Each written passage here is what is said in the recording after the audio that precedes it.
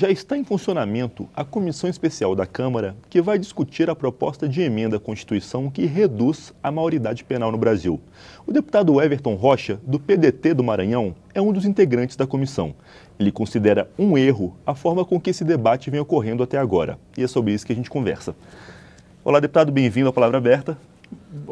Eu gostaria de agradecer a você, Juliano, a todos os telespectadores da TV Câmara, a oportunidade de estarmos aqui discutindo sobre o assunto. Deputado Everton, esse é o tema do semestre, né? E parece que a coisa está sendo tratada de uma forma bem passional, né? Assim. Primeiro que colocou-se no subconsciente das pessoas de que porque quase 90% da população brasileira quer que seja tomada uma atitude a respeito do tema, primeiro já se definiu que todo mundo quer para reduzir e colocar o menor infrator dentro da cadeia. E isso é um erro grave, primeiro porque assim, nós estamos tendo uma posição clara nesse debate, mesmo sabendo que essa grande maioria que é contra a nossa posição, mas eles têm que entender que o que nós somos a favor é de que seja melhor discutido o tema, que as pessoas tenham de verdade as informações acerca da matéria, porque não é possível que todos nós estejamos com vontade apenas de discutir a consequência do problema, aonde nós deveríamos de verdade discutir a causa dele.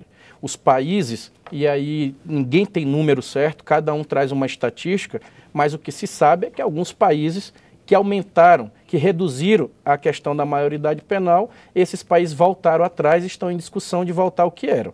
O Papa já se pronunciou, né, também contra a redução da maioridade penal. Então, assim, está aí o tema colocado e nós temos um ponto de vista claro a respeito da matéria. Deputado, sua opinião é de que a educação não é tratada como deveria, talvez, em nenhum estado do Brasil ou como problema, e aí encontrou-se a questão da maioridade como um bode expiatório? Muito claro isso. Eu trago aqui para dentro da casa, primeiro, qual é a matéria de verdade que deveria ser discutida? Eu estou recolhendo assinaturas, propondo uma PEC para que a gente tenha o orçamento impositivo para os recursos destinados aos programas relacionados à política da criança, o adolescente e à juventude. Um absurdo, e eu vou te dar aqui um exemplo, no ano passado.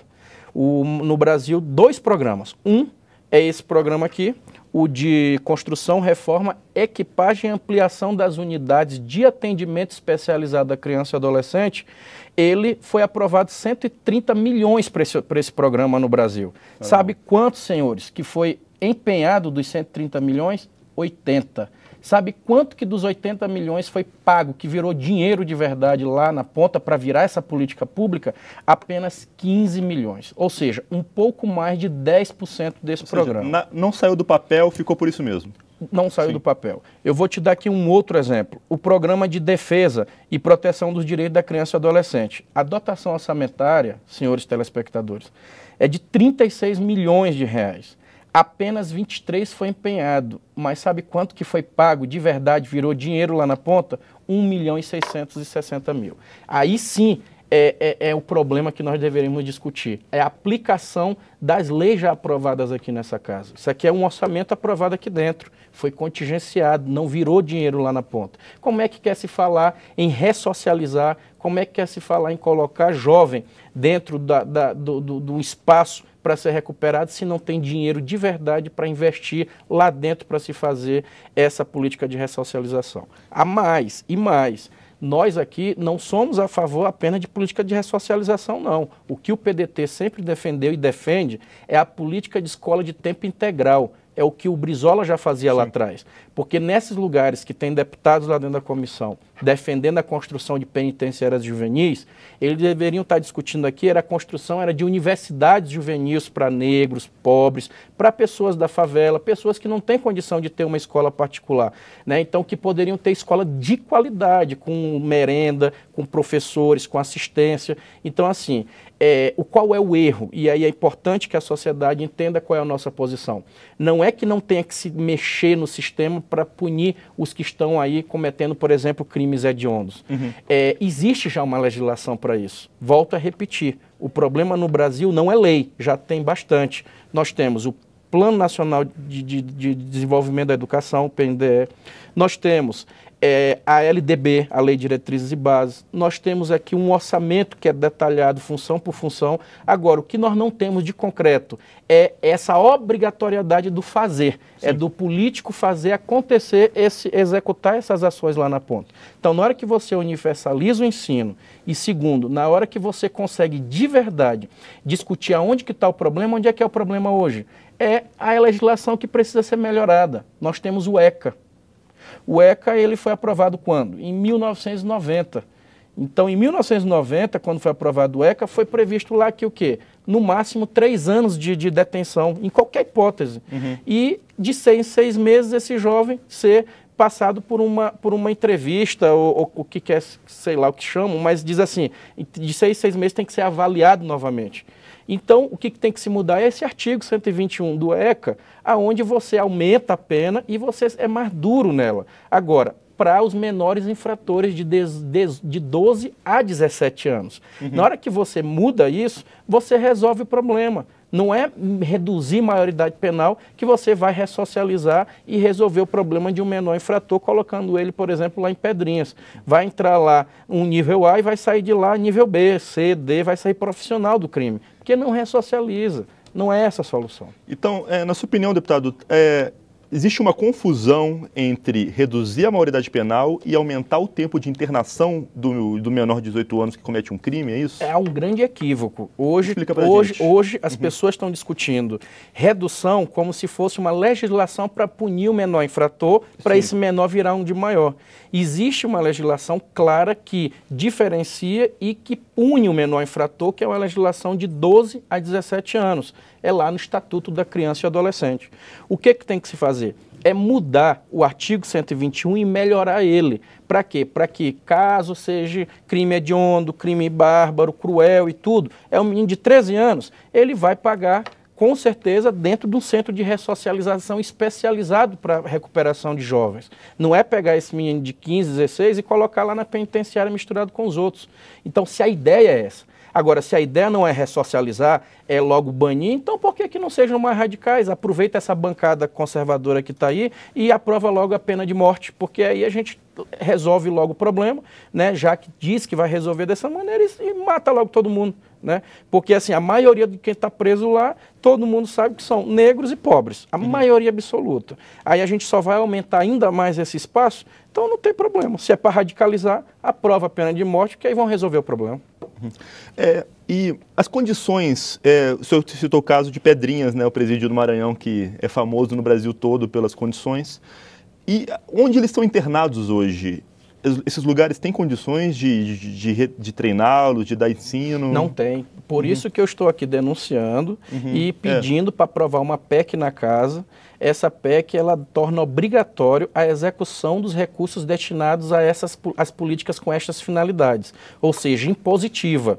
A política de criança, adolescente, socioeducativas e a que quer que seja que envolva essa faixa etária, são políticas que têm que se tornar obrigatórias no orçamento. Não dá para o grupo econômico, por exemplo, do governo chegar e dizer assim, não, nós vamos fazer um contingenciamento de 40% dos recursos, mas aí corta 40%, por exemplo, de políticas como essa. Aí não vai funcionar.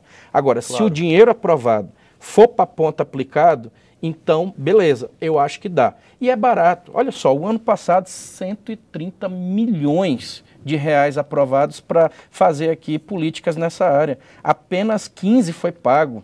Agora pergunta se os 250 bilhões que o Brasil deve de juros para o capital exterior, se isso não foi negociado e não foi pago. Claro. Né? Então, o que está faltando é foco mesmo, dizer assim, ó, vamos cuidar das nossas crianças e jovens. Os que estão aí, que já estão criando, que não tem mais volta, que já cometeram erros, que sejam punidos aqui dentro do nosso Estatuto da Criança e Adolescente, que tem que ser melhorado e tem que punir mesmo. Agora, a maior punição que a gente dá é não construir escola de tempo integral e não dar acesso aos nossos jovens a uma educação de qualidade. Então, deputado, existe todo um debate de que o ECA não deu certo, o ECA faliu, ele está ultrapassado, mas ele sequer foi, de fato, posto em prática porque o Brasil nunca fez a sua parte. Não, o ECA é muito bom Existem hoje artigos maravilhosos que ele funciona. Agora, o que precisa ser melhorado, depois de 25 anos, é o artigo 121, que trata sobre punições.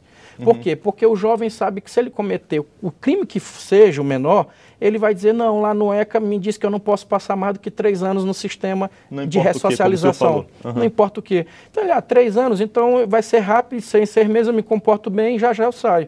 Né? Então, o que ele não pode ter? É essa sensação da impunidade, que hoje dá.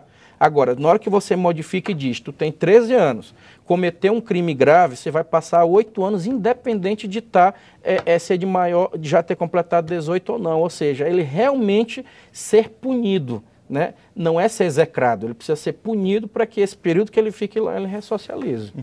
Tado, houve uma proposta da consultoria da Câmara, mas que não foi para frente no ano passado, de que essa punição maior para o menor infrator, ela fosse diminuída de acordo, se ele, para cada dia de escola que ele tivesse, ou 3 dias, diminuísse um dia da pena.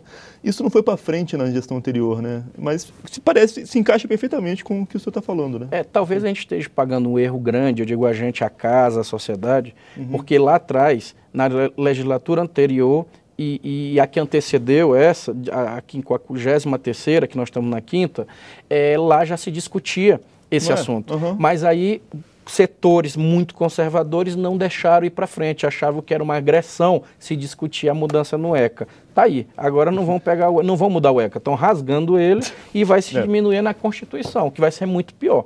Então, o que nós temos que fazer para correr?